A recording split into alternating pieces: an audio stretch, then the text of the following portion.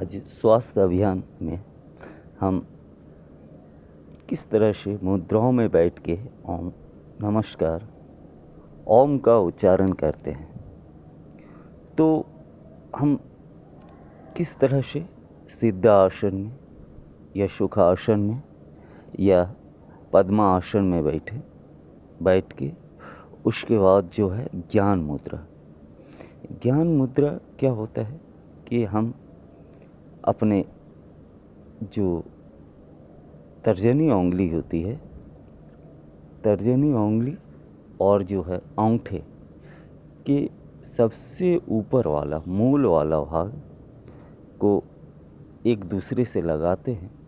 लगा के उसके बाद जो है हम क्या करते हैं कि उस ज्ञान मुद्रा में बैठते हैं। तो ये 5 उंगली जो पंच महाभूत है, तो 5 उंगली में ज्ञान मुद्रा का विशेष महत्व है।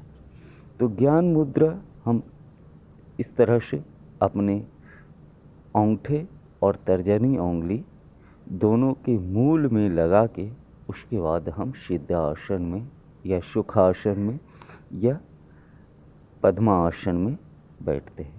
बैठ के उसके बाद जो है हम इस तरह से क्या करते हैं कि कुछ देर बैठे रहते हैं और सांस लेते हैं, छोड़ते हैं, सांस लेते हैं, छोड़ते हैं।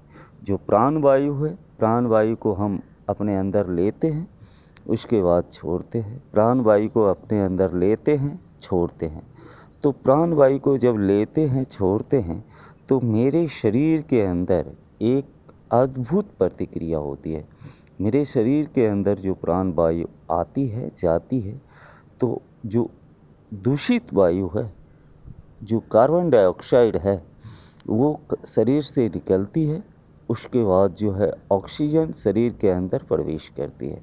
तो इस तरह से हम प्राणवायु को अंदर लेते हैं, छोड़ते हैं, ज्ञान मुद्रा में ही बैठ के।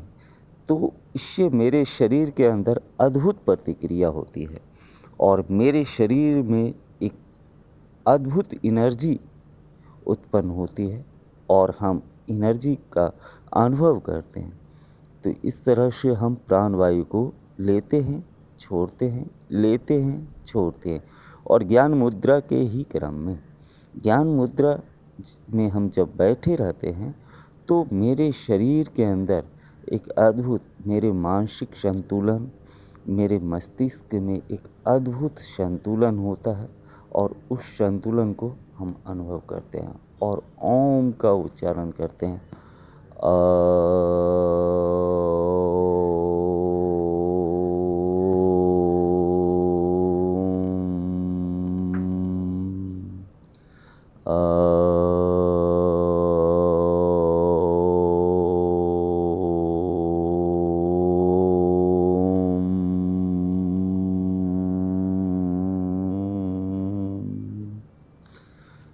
अब दोनों हाथ को रगड़ते हैं, रगड़ के आँखों पे लगाते हैं